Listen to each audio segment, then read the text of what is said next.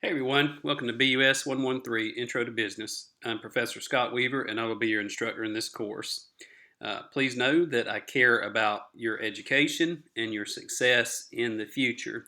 And I will be praying for you to experience nothing less than God's best throughout your academic pursuit of goals and throughout your career. Please feel free to email me if you have any questions or needs. My email is sweaver@tfc.edu. You can also text me. My number is 404 444 8768. I teach a couple of in-person classes between 12 to 2:30, but anytime other than that, I can usually respond to a text pretty quickly. So don't hesitate to reach out if you need anything. Also, I'd like for you to know that I understand the challenges of balancing work and life and school and other responsibilities.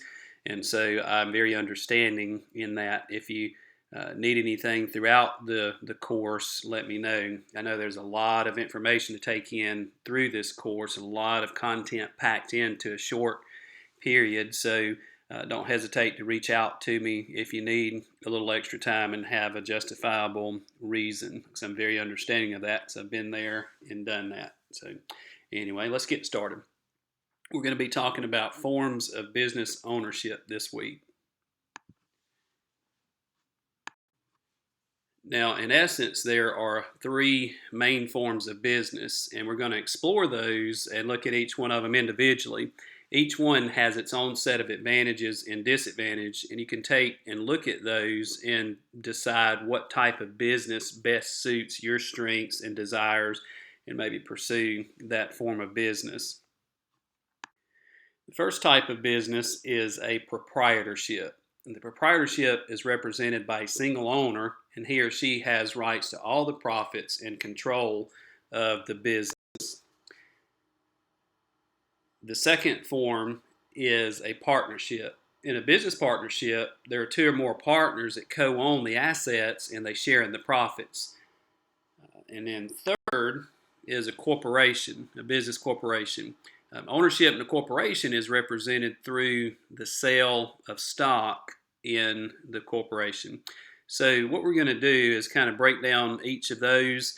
We're going to look at the advantages and disadvantages, and we're going to do that in conjunction with learning each one of the 7 learning objectives for the week. We'll break those down. We'll ask that question for each objective and then answer it in the coming slides.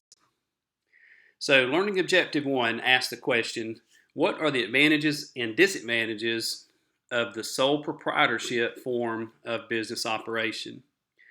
One of the first advantages of a sole proprietorship is that it is relatively easy and inexpensive to form. There's not a lot of red tape in comparison to some of the other stuff, and it's not one of those categories where you can say, well, too many chiefs and not enough Indians leads to confusion. It's easier to form because it's typically one person. Another advantage is that all the profits go to the owner.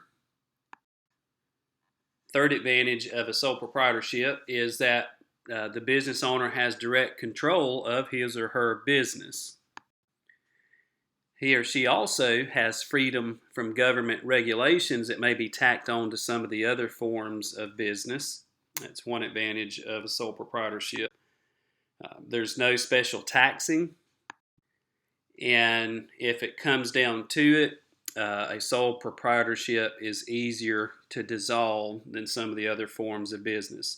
Now, as with anything, sole proprietorship also has some disadvantages. Some of the disadvantages include that it's the owner's liability. He or she has unlimited liability for the debts and personal absorption of all the losses. It can be more difficult to raise capital in a sole proprietorship. You can run into limited managerial expertise. You can run into difficulty in finding qualified employees, whereas if you had multiple people with multiple circles of influence looking for people, it makes it easier. But a disadvantage of sole proprietorship is a difficulty in finding qualified employees. There's a lot of personal time and commitment involved, which ultimately can lead to an unstable business life. It doesn't have to be that way, though. A sole proprietorship can be very successful, and it can be to your advantage to have that form of business. It can be very rewarding, but those are some of the disadvantages, especially with the time commitment that is involved. That's why it is so important for you as a student and as a business person to practice work-life balance skills. It's not worth being successful in business at the expense of your family or your health. So whatever you do, keep your priorities in order and always practice a good work-life balance. Don't let anything consume you too much, because it's not worth what it would cost to be successful in business if it cost your health or other important things in life. But ultimately, a sole proprietorship can be very advantageous if handled and approached correctly. So the second learning objective asks this question: what are the advantages of operating a partnership? Basically in contrast to a sole proprietorship. What are the advantages of operating a partnership, and what are the downside risk partners should consider? A partnership is formed as either a general or a limited partnership. In a general partnership, the operations of the business are controlled by one or more of the general partners with unlimited liability. The partners co-own the assets and share the profits. Each partner is individually liable for all the debts and contracts of the partnership. In a limited partnership, the limited partners are financial partners whose liability is limited to their investment. They do not participate in the firm's operation. So, partnership is sharing the load. So, what are some advantages of a partnership? They're fairly easy to form. You have more availability of capital. You get a more diverse set of skills and expertise. There is some flexibility. And in a partnership, there are no real special taxes at this time. And ultimately, you have relative freedom from government control. So, as with anything, what are the downsides of partnership? What are the disadvantages? The unlimited liability for general partners is a disadvantage. You have potential for conflict between the partners. Like I mentioned earlier, sometimes you have too many chiefs and not enough Indians. It creates confusion and sometimes frustration. That's why it's important when you form teams within your business to be sure to put the right people on board. You want to keep the wrong people off board and the right people on board. In another class, we talk more in depth about that, but there is potential for conflict between partners. That's a disadvantage of a partnership. Another disadvantage is the sharing of profits, and it can be difficult to exit or dissolve a partnership. So those are some of the advantages and disadvantages of a partnership. There again, partnerships can be good, and we hope the good would outweigh the bad if that's the course that you are more called to pursue. The third form is corporations, where your liability is more limited. In essence, there are 5 steps to incorporating. The first is selecting the company's name, and when you do that, you can run it through the state's website to make sure that name has not been selected by another company. So selecting the company's name is the first of the 5 steps to incorporating a business.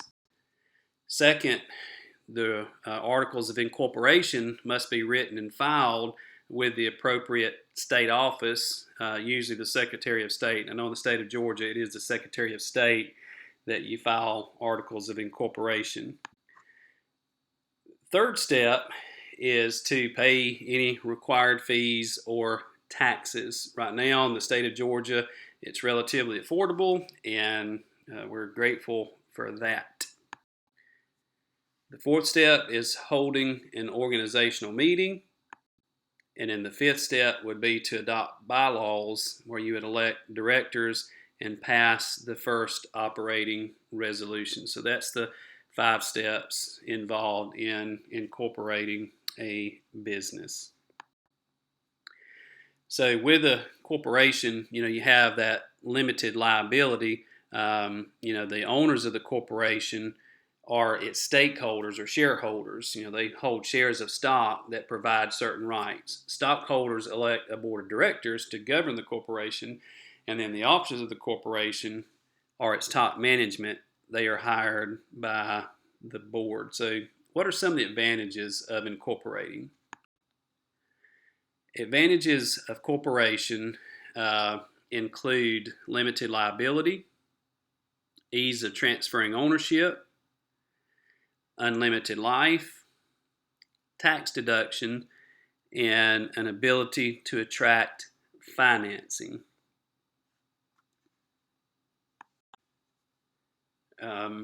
Which there again, that limited liability is something that can protect the business owner and his or her personal property and family. It's easier to transfer ownership in a corporation. There's more of an unlimited life, and then you have some tax advantages and some tax deductions involved in being a part of a corporation. There's a lot of things you can deduct that you wouldn't be able to deduct as a sole proprietor. And as we mentioned, you have the ability to attract financing for the business to fund it. So as with anything, there are disadvantages to the corporations, which, typically one of the main ones is that corporations experience a double taxation of their profits. That's one of the downsides. You have more cost and complexity involved in the formation of a corporation, and there are more government restrictions. So those are some of the main disadvantages of a corporation. Now, there are different types of corporations. There's 3 in essence. You have the basic corporate form organization, which is conventional or C corporation. And then a lot of small businesses can achieve a limited liability through the other 2 options, which are the S corporation and the LLC, the limited liability corporation. So what are some other options for business organizations does a company have in addition to sole proprietorships, partnerships, and corporations? There are several specialized types of business organizations that play a massive role in our economy. The first one is cooperatives. A cooperative is a legal entity with several corporate features such as limited liability, an unlimited lifespan, an elected board of directors, and an administrative staff. Member owners can pay annual fees to the cooperative and share in the profits, which are distributed to members in proportion to their contributions. But because they do not retain any profits, cooperatives are not subject to taxes. There are currently 2.6 million cooperatives with 1 billion members employing more than 12.5 million employees in more than 145 countries worldwide. So a lot of cooperatives.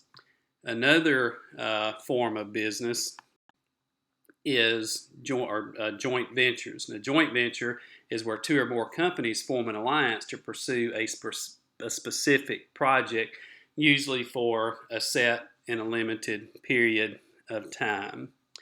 And so there obviously are multiple forms of business ownership. Another one brings us to objective number 5. What makes franchising an appropriate form of organization for some type of businesses, and why does it continue to grow in importance? Franchising is a popular trend. It's a form of business organization that involves a business arrangement between a franchisor, normally somebody that already has an established business that's already branded and has a track record of being successful. That company supplies the product concept to the franchisee, and the individual or company that sells the goods or services in a certain region. The franchise agreement is a contract that allows the franchisee to use a franchisor's name and its trademark logos. For example, a lot of the McDonald's are individually owned. They're franchised to individual owners.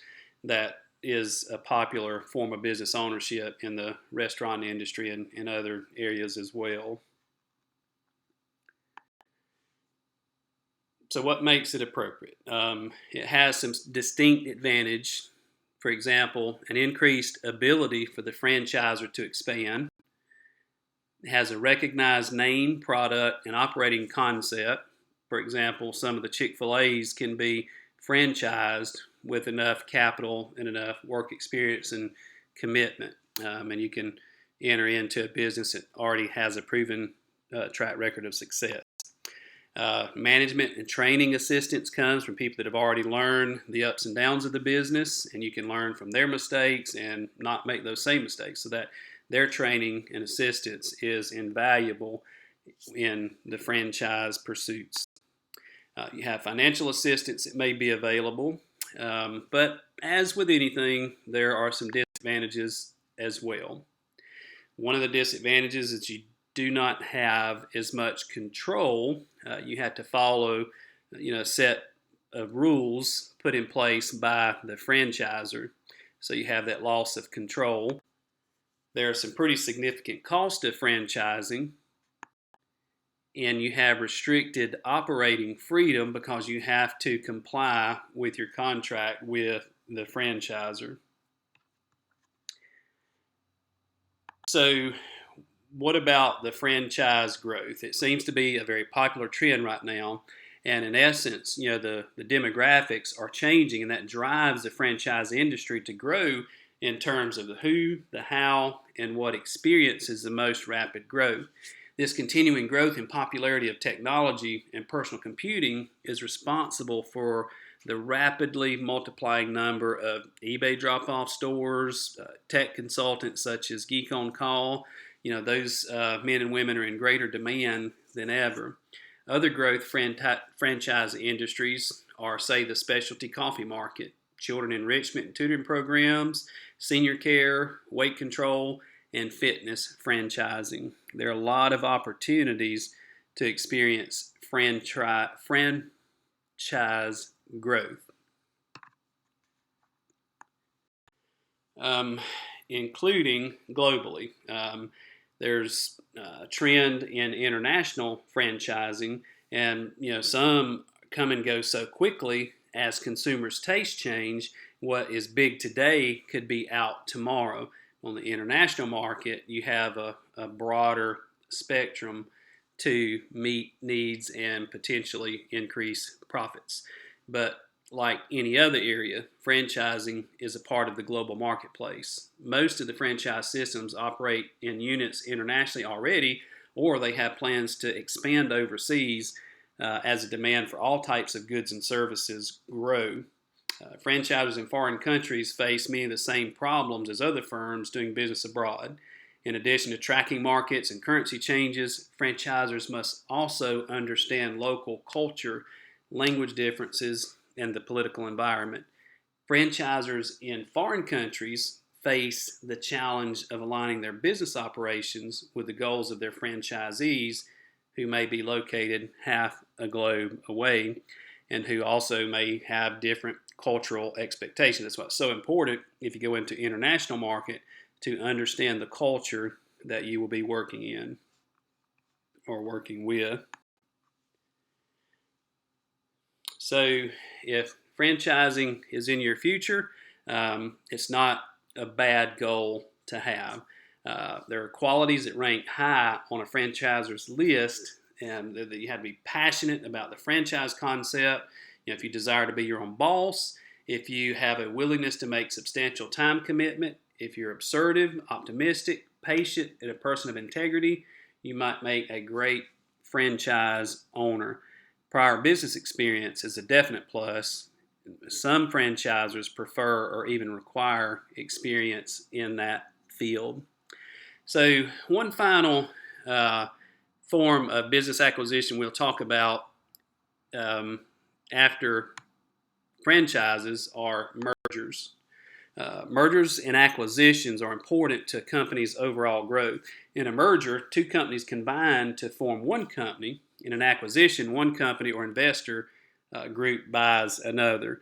And basically, there are three types of mergers. There's a horizontal merger, which companies at the same time in the same industry combine for more economic power to diversify or to win greater market share. Second, there's a vertical merger. This involves the acquisition of a firm that serves an earlier stage of the production or sales process, such as a supplier or sales outlet. And third, there's a conglomerate merger that's unrelated to businesses come together to reduce risk through diversification. So ultimately, there are several trends that are affecting organizations of the future. We'll cover that in the chapter summary here. We've talked about how there are three main forms of business organizations that include proprietorship, the partnership, and the corporation. Each form of ownership has its own set of advantages and disadvantages. The proprietorship is represented by a single owner who has rights to all the profits and control of the business. In the partnership, two or more partners co-own the assets and share in the profits. Ownership in a corporation is represented through the sale of stock in the corporation. Businesses can also organize as limited liability companies, cooperatives, joint ventures, and franchises. And in addition, they can grow through the involvement in mergers in which two companies combine to form one company, and acquisitions in which one company or investor group buys out another. So in looking ahead, what are some things that shape business growth? Americans are getting older, but they continue to open new businesses, from sole proprietorships to partnerships to corporations to franchise operations. The service sector is booming in efforts to meet the demand for fitness, health, and elder care. And other key trends include an escalation of worldwide foreign investment through the number of mergers taking place. All forms of business organizations can benefit from outsourcing, which is tapping into the intellectual capital of developing countries. I hope you can take that information and form an idea of what type business suits you the best and pursue that and be all that you can possibly be as a student and as a business person. Thanks. God bless.